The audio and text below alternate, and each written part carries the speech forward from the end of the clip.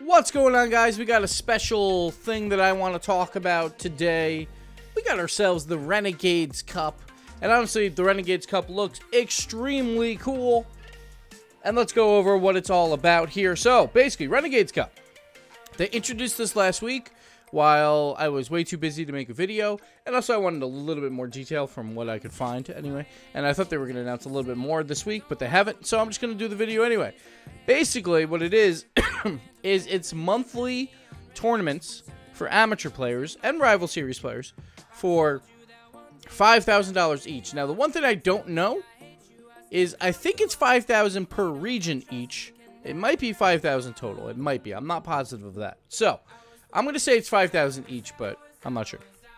So, North America and Europe teams get to participate in monthly tournaments that are held by different community organizations to get points, which we'll show right here. Here's the points system, to qualify for the finals. That is, the top 12 teams will participate in a final that is double elimination. It's weird that it's best of threes, but it's best of threes. Then it's a best of five, I think, semis or something like that, and then best of seven grand finals, somewhere around there. And it's like a 3-day event when it gets to that part. But the monthlies are their own thing, and this is how you place in the monthlies. I have a couple issues here. One, they don't actually say what the prize money split is for the monthlies. I would assume it's at least top 4 get money of the 5K, but I'm not sure.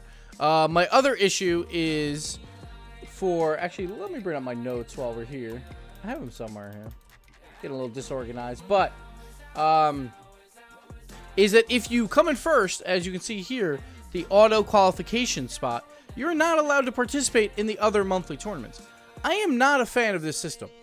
I would rather just be a large sum of points, like say 5,000 points or so, and let them participate in the other monthlies that have $5,000 on the line. You're almost better off like coming in second depending on the prize breakdown, because you could just participate in more and you're probably going to qualify as a top 12 team anyway. As long as you don't completely bomb out of the other tournaments, you'll most likely be a top 12 team. So you're probably better off coming in second in every single one. Say like a normal prize breakdown would probably be somewhere like 50% to first, 25% to second, and then like the last 25% to third and fourth, depending on are they tied, yada yada. That's a normal prize breakdown ish. We'll see if they try and emphasize like 75% to first. Then it makes a little bit more sense of like, all right, just come in first and you've basically won more than you could by coming in second. But like if it is the normal like 50-25 to 12.5 12.5 system, you're better off just playing in all of them and coming second in every single one, and you make 5K instead of 2.5K. So that's the only thing I'm not a huge fan of. I would rather it like it's better for seeding too if you just do it by like first place gets like 5K points, and because what they're gonna do is an offline round robin to determine the top 4 seeds. So that's also like a little strange, I think, in my mind. I would rather just like, why not just keep it in the system, make them win, and just give them points and allow them to participate in the other tournaments. I could see why you might want to knock them out so then more people can win money, but it's like, I don't know. Like, I'm just not a big fan of not allowing a team that's good to participate in the other ones. I'm just not a huge fan of that. But besides that, really cool. Point systems here. It's not necessarily going to be like every single place is going to be determined in every single tournament. That's not going to happen. If you tie, say you tie for 16th or 17th, I should say, it's just going to be a split of all these points, 17th through 32nd. Now, the one cool thing is the tournament organizers for the monthlies can create any tournament style they want, like obviously, like as long as it makes sense. So they can do different formats, which is pretty neat. I'm hoping a lot of them try and do formats where like you can get some of these places maybe a little bit more spread out, at least a double elimination bracket or a group style system or something like that. So that's pretty cool that they can create whatever they want. But again, like these places will get split up. It's not every single place has to be hit. So that's cool. I'm trying to think what else we need to talk about. So the thing, the way it works for the grand finale, it's 12-team double elimination bracket. So that means the top 4 seeds, they all have a bye in the upper bracket. So that might be another reason why you want to try and get into an auto qualification spot. But in the grand scheme of things, a bye in the top, it does help as like you play one less game in order to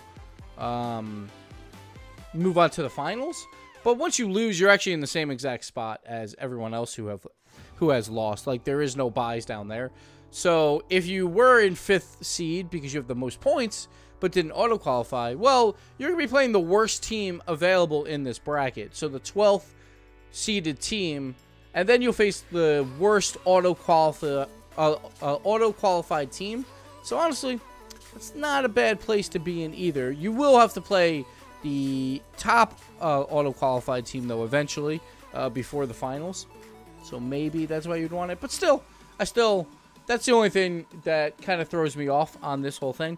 The other thing that that's a little strange maybe is rival series teams. Like, normally in a tournament structure, when you have a lot of different things, like right now the rival series teams, first place gets $13,000. You never want that to be more than RLCS 7th and 8th spots, because that just doesn't make sense. Which right now it's not even close, which is nice. So right now RLCS 7th and 8th spots get like $20,500 and like some change. So that's a big gap of $7,500. The problem is Renegade Cup, now rival series teams could technically earn more than RLCS teams. I don't know if it's that big of an issue, because obviously RLCS teams usually get more exposure. They have an org, so they probably have a higher salary anyway. So I think in the grand scheme of things, that really doesn't matter. But it's just an interesting note that rival series teams technically could earn more money throughout a season now than an RLCS team. That is if the prizes are what I expect. Like, I'm thinking you could probably get, like, I don't know, like probably $10,000 for first for the Renegades Cup, and then you're going to have, obviously, your monthly win-ins. So if you won one of those, maybe like $3,000 there. So you get $13K total, which will add on to your $13K if you won the rival series, if you came in first seed at least. So then you get around $26,000. So potentially, you could earn about $5,500 more dollars than an RLCS team, which, okay. And that also includes the 5th and 6th spots, too. Because 5th and 6th, I believe, only earn $3K in the regional championship. So you could technically earn more than them as well. So, an interesting side note. But again, like, RLCS teams are going to be earning more because of salaries and all that stuff. Most likely. So, there's that. I'm trying to see what else. Oh, the other interesting thing is ages 15 or older, which is not that interesting. But it's for PC, Xbox, and Switch. Now, that is very interesting because the entire RLCS and Rival Series ecosystem is done between PC and PS4. Usually it doesn't come into play. Usually PC players all wind up winning. And if you are good, you eventually switch over to PC just because it's a better platform to play on. But that's very interesting that they're switching it for this. I wonder if that'll ever happen for the RLCS.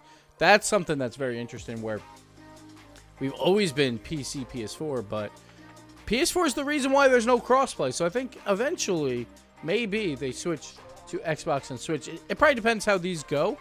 But I don't know. Maybe we'll never switch. But I honestly, like, I own a PS4, and I play PS4 more than the other consoles. But I would prefer the Switch, just because that's on Sony. Like, Sony's the reason why we don't have full crossplay. So, hey, if some people have to suffer because of it, they have to suffer, right? Let's see what else we got here. I think that's pretty much it. Oh, the other thing is we might start seeing less subs for the RLCS, since this is probably going to be a continuation. Like, this thing will probably happen a lot. So also the finals for this is in February 2019. So there's 4 monthlies. I don't know if I said 4 monthlies. I think I did. But 4 monthlies of $5,000 each. So $40,000 total per region. Unless that $5,000 is split, then it goes down to $30,000. But still, a large chunk of change. So this goes all the way to February, but RLCS subs are, I'm almost certain, are not allowed to participate. It says no RLCS players. That should include subs. So we might start seeing subs just not wanting to sub because they want to start getting some of this cash. Because why not? It depends, obviously, if they're getting paid by the org to sub or not, but you can make a good chunk of change now from the Rival Series plus the Renegade Cup. And then who knows what's coming in 2019. There might be other events, and you might want to start being on a team again. I have no idea. But for the reasons for this, with no RLCS competition, it's not a bad idea to not sub anymore and try and make a team, and like you can make some money here. So we'll see if that happens next season for the RLCS, if we start getting lesser quality subs. But for now, this is what we have. The one thing I wish they did is maybe announce this before RLCS, so then people could have made up their minds. I think it's a little unfair for the subs of the RLCS this season that they're not allowed to participate, because this wasn't even a thing. That's the only thing I'm not a huge fan of. But yeah, all in all, this is awesome for the amateur scene. The other thing is rosters are locked. Once you're a roster and once you start getting points, you cannot change, which is awesome. It's going to make teams have to stay together, have to participate in these events, and then try and grow as a team. And this should really help the rival series competitions. It should help all the way up to RLCS probably eventually. We'll probably start seeing some of these Renegade Cup teams do well here, move on to the rival series, and who knows, maybe move on to the RLCS. But I'm glad this gives a reason for teams that didn't make the rival series to form teams and grow together for at least 4 months, and then decide, hey, did this work out? Are we ready for the rival series, or should we switch? I think it's really cool. Another note, the finals are in February 2019. I can probably almost guarantee that the qualifiers for the next RLCS will happen right after this is over, I would assume. So it gives you time to swap up your roster, like maybe a week. I have no idea. Maybe not. Maybe they'll try and overlap, but I just don't see it, because it seems like, all right, we do this Renegade Cup, then we go into the rival series qualifiers, like play-ins and all that stuff. So you lock your team right after Renegade Cup is over, because then it gives you a chance to switch it up if you want to or not. It would be a little odd if it's like, all right, qualifiers are open, roster lock is before the Renegade Cup finals, because you might not want the same team, and also it might depend on how you do in those finals. So I would assume, now again, this does seem relatively late with February 2019, unless it's really early in February, to do rival series qualifiers and all that stuff after. Because now remember, the rival series stuff for the play-ins, that's a month and a half long, because you got the 4 qualifiers, which actually takes 3 weeks technically, I guess, and then you have the play-ins, so it takes about a month. So 4 weeks of action. So that means we wouldn't start till late March, I guess, for RLCS stuff. If that's the case, again, I have no idea. We'll see if that's true or not. I guess that wouldn't be that big of a deal if we start late March. I think we started like mid-March this season, or this year. I can't really remember off the top of my head, but that's all I got for you guys. Renegade Cup, make sure you sign up, find some teammates, play for fun, play for glory, play for money. Do what you gotta do. It's gonna be cool to see what tournament organizers get the bids, because they're sending out like, hey, we want to see other tournament organizers try and compete, or at least like give us a portfolio of what you got, and we'll see if we'll give you a monthly bid. They also get $5K to run the tournament, which is pretty neat. So get some of those guys paid. So it's gonna be a lot of fun. I'm glad Cyanix is doing this, trying to spread out that wealth a bit. And the Renegade Cup, it's a great name. Could have been I think the Pepe Cup would have made a lot more sense to go with the old Octane name. Come on, Cyanix now. But Renegade Cup is a great name, and I'm really excited to see how this goes on after year 1 into season 2. It's going to be a lot of fun to watch. I'm really excited. I'm happy for all the players that did make rival series. They have something to play for. Of course, I always have gripes with every system, right? So just wanted to put them out there. But all in all, it's going to be awesome to watch. Make sure you catch it. I believe it's on Wednesdays and Thursdays throughout a month. So we're going to have Rocket League, if RLCS is in action, like every day. Because we have CRL Monday and Tuesdays. Wednesday, Thursdays is Renegade Cup. Friday is Rival Series. And then RLCS is Saturday and Sundays. Now, we won't always have that, obviously. But there's a potential to have 7 days worth of Psyonix-sponsored Rocket League. Is pretty awesome. That is pretty awesome. So, hats off to Psyonix on this one. And go get a team, man. Go get a team. Go participate. And I love you all. And I'll see you next time.